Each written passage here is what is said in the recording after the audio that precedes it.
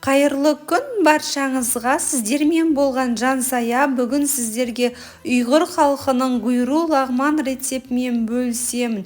Өте дәмді, ерекше жасап көрулеріңізге кеңес беремін.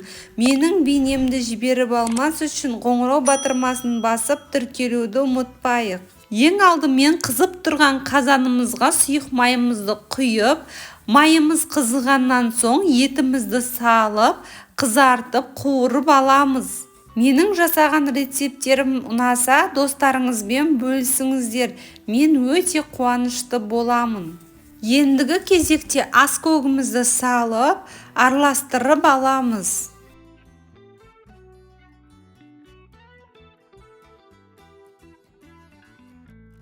Қуырып алғаннан соң қырыққабатымызды салып, араластырып, қырыққабатымызды да қуырып аламыз.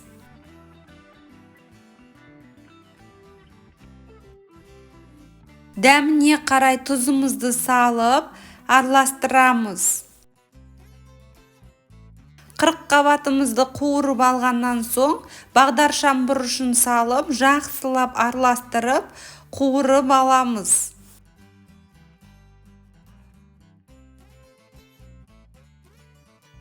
Томат пастасы немесе кетчуп қоссаңыздар болады. Барлық ингредиенттер описание бөлімінде.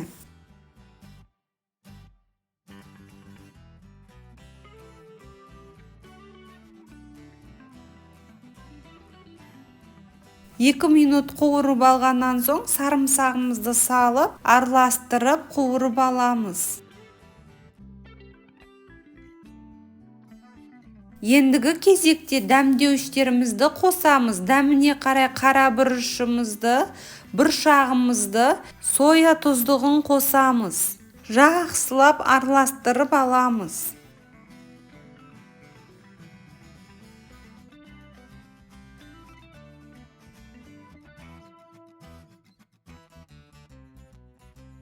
Тәтті бұрышымызды қосып араластырамыз.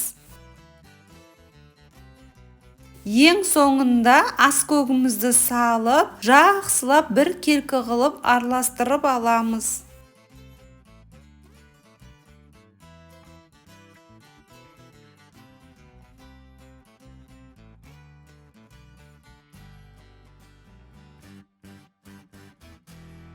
Ендігі кезекте салқын суымызды құямыз. Осымен тұздығымыз дайын болды. 2 минут көлемінде қайнатамыз, көп қайнатпаймыз. Бағдаршам бұрышы езіліп кетуі мүмкін. Сол себепте 2 минут қайнатып аламыз. Гуйру лағманның тұздығы дайын болды. Өте дәмді болып шықты.